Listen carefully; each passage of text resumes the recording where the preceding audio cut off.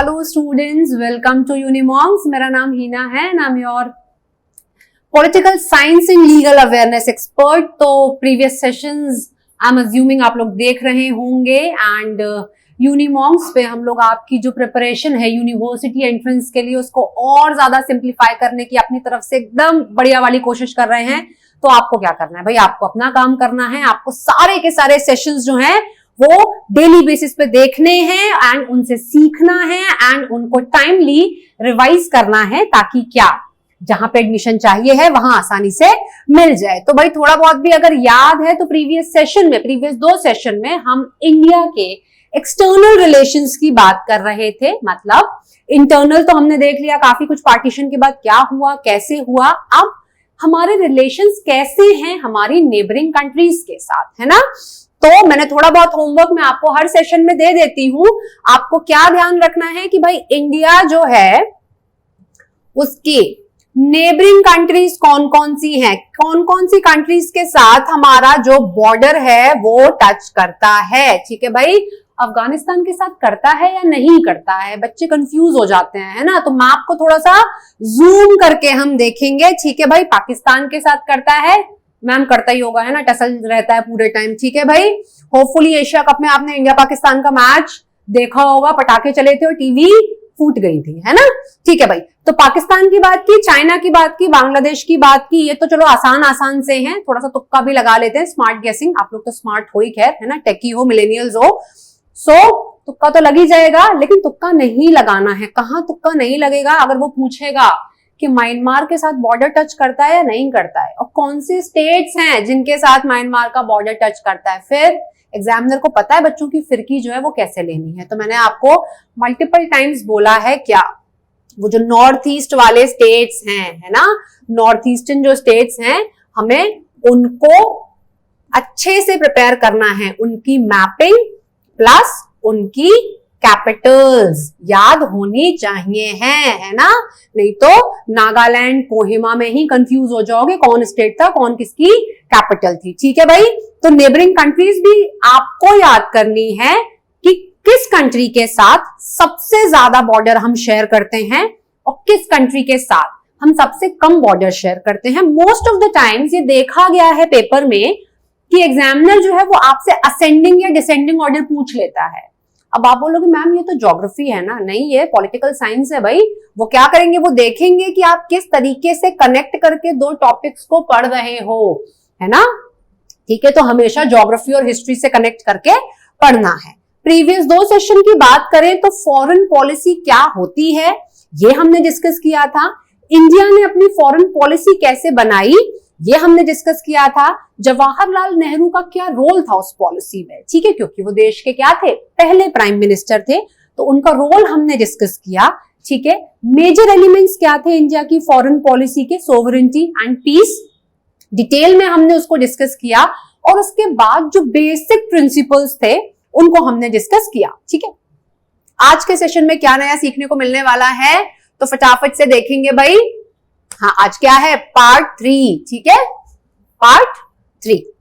सो आज का लेक्चर देखने के बाद, अच्छे से समझने के बाद, थोड़ा आंखें और कान खोल के बैठना बिल्कुल, हम आज जानेंगे एफ्रो एशियन यूनिटी के बारे में। ठीक है भाई, तो एशिया फटाफट से अपनी एटलस पे मार्क करना, कहां पर कॉन्टिनेंट है, आसपास जो भी इंपॉर्टेंट वाटर बॉडीज हैं, ओशियंस हैं, कुछ भी हैं, उनको थोड़ा सा देख लिया करो, है ना।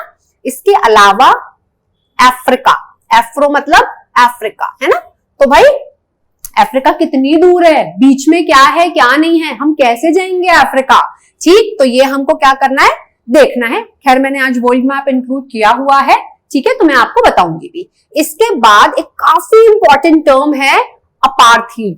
ठीक, तो क्योंकि अफ्रीका से ही जुड़ी हुई है, ये आज आप जानोगे, इसका मीनिंग जानोगे और कौन से इंटरनेशनल लेवल के जो लीडर्स थे जिनका नाम जुड़ा हुआ है इस मूवमेंट के साथ, उनके बारे में जानेंगे। ठीक है भाई, इसके बाद रेसिज्म के बारे में जानेंगे। देखो बेसिक सी ये डेफिनेशन है, आपको इन पे क्लैरिटी होनी चाहिए है, विकिपीडिया पे पढ़ लेना।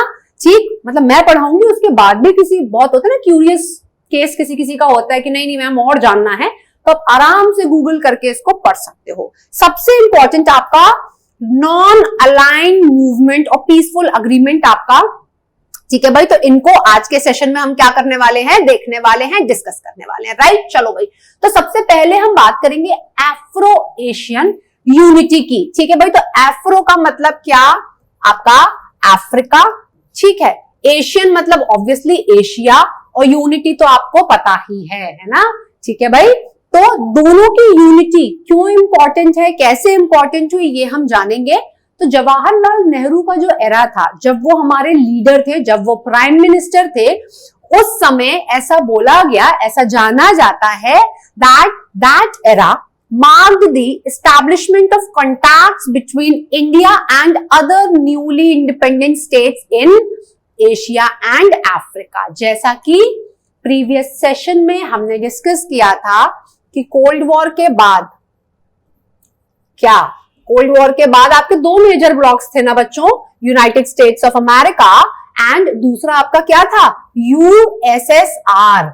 अच्छा अब देखो, प्रीवियस से भी प्रीवियस और उससे भी प्रीवियस वाले सेशन में मैंने आपको बताया था कम्युनिस्ट, कैपिटलिस्ट और सोशलिस्ट तीनों में क्या डिफरेंस होता है, होपफुली अभी तक आपको याद होगा। तो जो यूएसए था ना, उसमें हमेशा in fact till date capitalist economy है वहां की, है ना, मतलब प्राइवेट सेक्टर जो है वो क्या करता है, डोमिनेट करता है।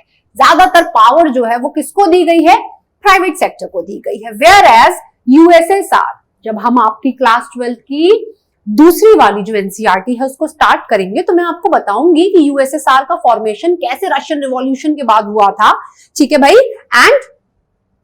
एंड आपका ये क्वेश्चन भी पूछा है सीयूईटी के एग्जाम में यूएसएसआर के बारे में, बड़ा बेसिक सा क्वेश्चन पूछा था, ठीक है भाई।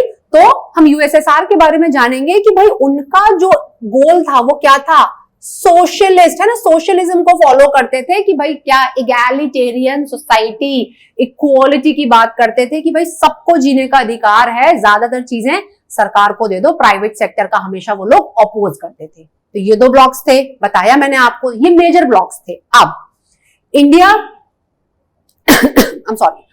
इंडिया और बाकी जो बड़ी छोटी छोटी जो कंट्रीज थी जिनके ऊपर पहले ब्रिटिशर्स ने रूल किया, अब हो गई इंडिपेंडेंट। अब उन्होंने सोचा कि भाई कहां जाएं, यूएसए का साथ दें, मतलब प्राइवेट सेक्टर, या यूएसएसआर का साथ दें, है ना, कंफ्यूज हो गए। तो इंडिया और बाकी सारी जो कंट्रीज थी उन्होंने मिलकर क्या बनाया, मैंने आपको बताया था थर्ड वर्ल्ड, ठीक है, थर्ड वर्ल्ड बनाया कि ना दाएं जा रहे हैं ना बाएं जा रहे हैं, हम तो न्यूट्रल रहेंगे भाई, ना यूएसए ना यूएसएसआर, हम क्या हैं, ट्रू सेंस में इंडिपेंडेंट हैं, ठीक है। तो जब इन कंट्रीज ने ये डिक्लेयर कर दिया कि हम किसी भी पावरफुल ब्लॉक के साथ एसोसिएट नहीं होंगे, अपना नाम नहीं जोड़ेंगे, तब they came into contact with each other, एक दूसरे से बात होनी शुरू हुई। क्लास में होता नहीं है कि दो तीन बच्चे ऐसे होते हैं जिनकी बनती ही नहीं है क्लास में किसी और से, तो उनकी आपस में बड़ी अच्छी दोस्ती हो जाती है, जो अपने आप को एकदम आइसोलेट करके रखते हैं, वैसा सा हुआ, ठीक है भाई। तो जो नए नए जिनको आजादी मिली थी उनकी दोस्ती हो गई, एशिया की भी कुछ कंट्रीज थी, अफ्रीका की भी कुछ कंट्रीज थी, ठीक है भाई। तो अब बातचीत करनी थी, चाय पे चर्चा करनी थी, तो कैसे होती, तो सबने मिलकर डिसाइड किया कि कॉन्फ्रेंस करेंगे भाई। तो ये याद रखना इंपॉर्टेंट है, लीडरशिप किसकी थी, नेहरू जी की। उन्होंने लीडरशिप मतलब, क्योंकि उन्होंने क्या लिया भाई, स्टैंड लिया कि चलो कॉन्फ्रेंस करते हैं, बैठ के बातचीत करेंगे। So under the leadership of Jawaharlal Nehru India convened, India ने, ये पेपर का क्वेश्चन हो सकता है, इंडिया ने आपकी एशियन रिलेशंस कॉन्फ्रेंस जो है उसको कंडक्ट किया। कब किया, मार्च 1947 में, मार्क दिस, ठीक है, मार्च 1947 में क्या किया गया भाई, आपकी एक कॉन्फ्रेंस कंडक्ट कराई गई कि एशिया में जितनी भी कंट्रीज हैं जिनका थॉट प्रोसेस, जिनके लीडर्स की इंटेंशन जो है वो सिमिलर सी है, सब बैठ के क्या करेंगे, बातचीत करेंगे, प्लान बनाएंगे कि आगे जो है फ्यूचर में हमें क्या करना है और कैसे करना है। वो गोवा वाली ट्रिप का एग्जाम्पल याद है आपको, अगर गोवा जाना है, सिमिलर से इंटरेस्ट है, 5 लोगों को गोवा जाना है, तो सारे दोस्त एक के घर पे बैठ के प्लान करते हैं ना कि ये अपना बजट है, ट्रेन से जाएंगे, फ्लाइट से जाएंगे, बस से जाएंगे, 3 स्टार में रुकेंगे या किसी हॉस्टल में रुकेंगे, कैसे प्लान आउट करते हैं, है ना। तो बस वैसा सही था, ठीक है भाई। तो इंडिया ने क्या सपोर्ट किया, अब ये थोड़ा सा आपको ध्यान रखना है क्योंकि अपने देश की बात हो रही है भाई, तो बार बार एमसीक्यूज में ये पूछा जाता है कि इंडिया का स्टैंड क्या था, इंडिया ने किस चीज को फेवर किया, है ना। तो आपको एकदम एकदम क्लैरिटी होनी चाहिए इस चीज पे, एकदम चमक जाना चाहिए। जैसे क्वेश्चन वो पूछे, इंडिया ने सपोर्ट किया डीकोलोनाइजेशन को। कल ही की क्लास में मैंने आपको बताया था इंपीरियलिज्म और कोलोनियलिज्म क्या होता है, होपफुली याद होगा। और नहीं याद है तो बच्चों प्रिपरेशन जो है ना वो बहुत बढ़िया नहीं चल रही है आपकी। ऐसे तो सीयूईटी बिल्कुल बच्चों का खेल नहीं है कि बस आप सुनोगे सेशन, मैम आके पढ़ा के चली जाएंगी और मुझे याद हो जाएगा। आपको भी मेहनत तो करनी पड़ेगी, इतनी आसानी से एडमिशन नहीं हो जाएगा, ठीक है भाई। तो प्रोसेस ऑफ डीकोलोनाइजेशन मतलब जो कॉलोनियल रूल था, जो भी ब्रिटिशर्स के कंट्रोल में थे, कॉलोनियल रूल मैंने बताया था, कॉलोनियल मतलब कॉलोनीज स्टैब्लिश कर ली। एग्जाम्पल दिया था ना, Kailash colony, greater Kailash, groups में आके लोग अपनी फैमिलीज वगैरह को ले आए और साथ में रहने लग गए, है ना। तो वैसे ही ब्रिटिशर्स ने क्या किया था, colonial rule apart from India बाकी और देशों में स्टैब्लिश किया था। तो इंडिया ने क्या फेवर किया था, भाई इनको भगाओ, अब इन्हें हटाओ, अब हमको कॉलोनियल रूल नहीं चाहिए है, हमें क्या बनना है, सोवरेन बनना है। चमका, सोवरेन का मीनिंग क्या था, कल भी बताया था और उससे पहले भी बताया था, और जब प्रियम्बल पढ़ाया था तब भी बताया था। इसीलिए ये कीवर्ड्स जो हैं ये इतने ज्यादा इंपॉर्टेंट हैं, ताकि जब नेक्स्ट टाइम आप इनको पढ़ो तो आप क्या कर पाओ, आप रिलेट कर पाओ, ठीक है भाई। एंड इसके अलावा क्या अपोज किया, रेसिज्म मतलब नस्ल विरोधी, नस्ल भेद जो होता है ना, काला गोरा, आप ऐसे हो मैं वैसा हूं, इन सारी चीजों को भी क्या किया, अपोज किया। इसको भी डिटेल में हम आगे देखेंगे इस टर्म को, ठीक है। एंड स्पेशली ये टर्म बहुत इंपॉर्टेंट है, अपार्थीड, स्पेलिंग भी याद कर लो। और किस कंट्री से एसोसिएटेड है, साउथ अफ्रीका। गांधी जी, दो इंपॉर्टेंट लीडर्स के नाम यहां पे मैं आपको बताऊंगी जो आपको याद रखने हैं, जिन्होंने सबसे ज्यादा काम किया था, Mahatma Gandhi and Nelson Mandela, ठीक है। यहीं से आपको समझ में आ जाना चाहिए कि भाई दो इतने रेप्यूटेड इंटरनेशनल लीडर्स का नाम जो है वो अपार्थीड के साथ अगर एसोसिएटेड है, तो आपको आप तो और क्यूरियस हो गए होगे ना कि मैम क्या है, ऐसा क्या था जो सब इसके लिए काम कर रहे थे, है ना। अब इसके फेवर में थे या इसके अगेंस्ट में थे, अभी आगे देख लेते हैं, ठीक है। चलिए भाई, सो ये तो इंडिया का स्टैंड था, इस तरीके से यूनिटी हो रही थी, इंडिया अफ्रीका को सपोर्ट करेगा, अफ्रीका की जो बाकी कंट्रीज हैं वो क्या करेंगी, इंडिया को सपोर्ट करेंगी। तो भाई जिनको अफ्रीका की लोकेशन नहीं पता है वो मैप में देख लो कौन से कलर का पेन इस्तेमाल किया जाए, चलो ब्लैक कर लेते हैं, है ना।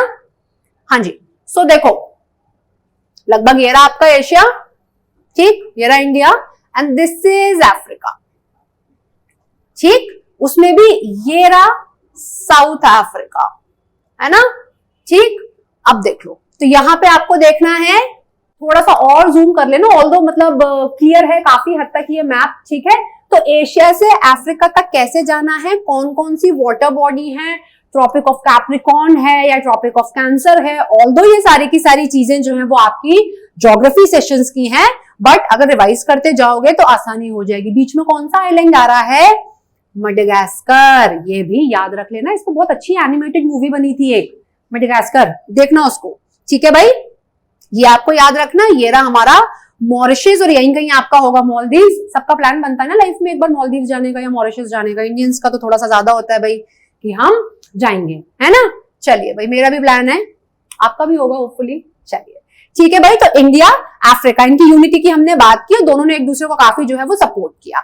तो और आगे देखिए, अगर ये सपोर्ट जो है वो और ज्यादा आगे कैसे बढ़ा कि बच्चों एक एफ्रो एशियन कॉन्फ्रेंस की, कि भाई अपने अपने इश्यूज से तो हम डील कर रहे हैं, आपस में बैठ के बात करते हैं थोड़ा सा, एंड आगे कैसे मतलब प्लान करनी है चीजें, उस पर और हम बात करेंगे। तो ये बहुत इंपॉर्टेंट है, मतलब मैंने लाइफ में जितने एग्जाम्स दिए हैं आपके, वहां तो हर एग्जाम में एक ना एक बार ये क्वेश्चन पूछा गया है, ठीक है।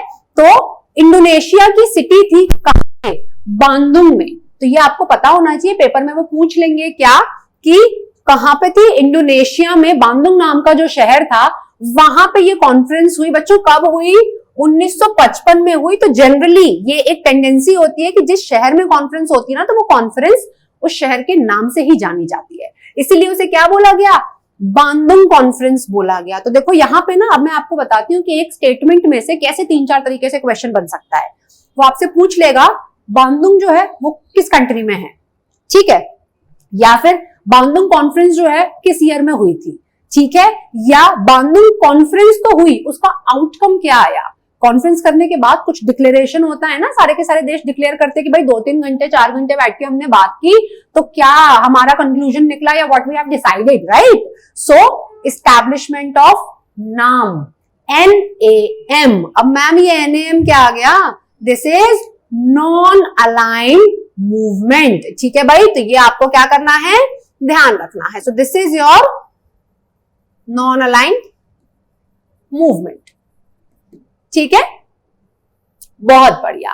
तो अभी नॉन अलाइंड मूवमेंट में हम डिटेल में डिस्कस करेंगे कि क्या था। अभी आप इतना याद रख लीजिए कि बांदुंग कॉन्फ्रेंस का आउटकम क्या आया, आपका नॉन अलाइंस मूवमेंट आया। ठीक है भाई, अब इसके बाद the first summit of the नाम, शॉर्ट फॉर्म में इसको नाम भाई याद रख लो। ऐसा होता है ना, थोड़ा सा ट्रेंडी लगता है, क्लासी, जिनके बहुत बड़े बड़े से नाम होते हैं ना, कि जैसे किसी का नाम है फॉर एग्जाम्पल जसप्रीत, तो ऐसे बोलते हैं ना कॉल मी जैज, थोड़ा सा उनको लगता है कूल और ऐसा। तो बस वैसे ही नॉन अलाइंड मूवमेंट जो है उसको क्या बोलेंगे, नाम बोलेंगे। ठीक है भाई, चलिए, तो पहली समिट कहां करवा दी नाम की? बेलग्रेड में हुई थी 1961 में। तो बच्चों टाइमलाइन याद रखेंगे, 1955 में तो नाम आपका बना, राइट, एंड 1961 में पहली समिट हुई किसकी, नाम की। ठीक, टाइमलाइन से बहुत क्वेश्चन आते हैं, इनफैक्ट आपके बोर्ड एग्जाम्स में भी एंड डेफिनेटली CUET में भी आएंगे। ठीक है, चलिए आगे बढ़ जाएं। अब बात करते हैं कि मैम आपने वो अपार्थीड बताया था, है ना, तो वो अपार्थीड किस चिड़िया का नाम है, जरा इस चीज पे बात करेंगे तो होपफुली विजिबल होगा। एंड थोड़ा सा मैं फोकस से बाहर चली जाती हूँ, मुझे देख के क्या करोगे, जो पिक्चर है, जो कंटेंट लिखा हुआ है उसको देखो, that is more important. So apartheid की अगर हम बात करें, देखो अगर सबसे पहले पिक्चर देखो, माइन्यूटली अगर देख पा रहे हो तो यहाँ पे क्या लिखा है, यूरोपियंस ओनली, मतलब जो सिर्फ यूरोप मूल के हैं, जो सिर्फ यूरोप को बिलोंग करते हैं वही बैठेंगे, बाकी कोई और यहाँ पे नहीं बैठ सकता। यहाँ पे क्या आ गया, रेसिज्म आ गया, है ना, मतलब एशियन, ठीक, अफ्रीकन, अमेरिकन, अमेरिका में भी साउथ अमेरिका और नॉर्थ अमेरिका। ठीक है भाई, एंड इसके बाद आपका यूरोपियन, तो भाई साउथ अफ्रीका में इन्होंने क्या बेंचेस के ऊपर भी लिखवा दिया कि यूरोपियंस ओनली। हिस्ट्री के सेशंस में होपफुली आप लोगों ने पढ़ा होगा कि गांधी जी के पास फर्स्ट क्लास का ट्रेन का टिकट था, पर उनको भी क्या ट्रेन से उतार दिया गया था, है ना। तो क्या होता था, ये सॉर्ट ऑफ डिस्क्रिमिनेशन होता था। ठीक है भाई, सो अपार्थीड जो है वो आपका क्या है, इट इज अ सिस्टम, एक सिस्टम था रेसिस्ट सेग्रीगेशन का। काले को गोरे से अलग कर दो, भाई आप काले हो तो आप यहां नहीं बैठोगे, हम गोरे हैं तो वी आर सुपीरियर, है ना। ठीक है भाई, तो ऐसा कुछ नहीं होता, राइट। और इसी का इस्तेमाल करके, ये रेसिज्म का, अपार्थीड का इस्तेमाल करके पॉलिटिकल और इकोनॉमिक ऑपरेशन, मतलब जो लोग आपके ब्लैक जो लोग थे, जो लोग डार्क कॉम्प्लेक्शन के थे, उनको क्या किया, उनको ऑप्रेस किया गया, उनको दबाया गया। ठीक है, उनको उतने सारे पॉलिटिकल और इकोनॉमिक राइट्स नहीं दिए गए, उनको अच्छे हाई प्रोफाइल जॉब्स पे रिक्रूटमेंट नहीं दिया गया, है ना, उनके साथ बहुत डिस्क्रिमिनेशन किया गया, राइट। तो ये आपका कहां हो रहा था, ये साउथ अफ्रीका में हो रहा था, है ना। तो मेजर जो अपॉर्चुनिटीज थी वो क्या की गई भाई, उनको मना कर दी गई कि हम आपको इक्वल राइट्स जो है वो नहीं देने वाले हैं, किसको, जो ब्लैक्स थे उनको। तो अपार्थीड को हमेशा साउथ अफ्रीका के रेफरेंस में हमें पढ़ना है, और इसी के अगेंस्ट मैंने आपको बताया महात्मा गांधी और नेल्सन मंडेला, दोनों ने क्या किया भाई, काम किया। ठीक है, तो ये दोनों नाम बहुत इंपॉर्टेंट है और हमें याद रखना है कि अपार्थीड जो है वो किसके साथ, साउथ अफ्रीका के साथ एसोसिएटेड है। ठीक है, एक सिस्टम था सेग्रीगेशन का, डिस्क्रिमिनेशन का, ऑपरेशन का। जितने वर्ड्स याद कर सकते हो उतने वर्ड्स याद कर लेना। ठीक है भाई, क्लियर, एकदम सॉर्टेड, कूल, बहुत बढ़िया। ठीक, और नहीं हो तो ये मिड से याद कर लेना कि किस तरीके से वो लोग आपका क्या करते थे, सेग्रीगेट करते थे। बहुत अच्छी इस पे भी मूवी है और मुझे एकदम से उसका नाम अभी याद नहीं आ रहा है, बॉक्सिंग से रिलेटेड है कुछ तो भी, है ना, नेक्स्ट क्लास में बताऊंगी।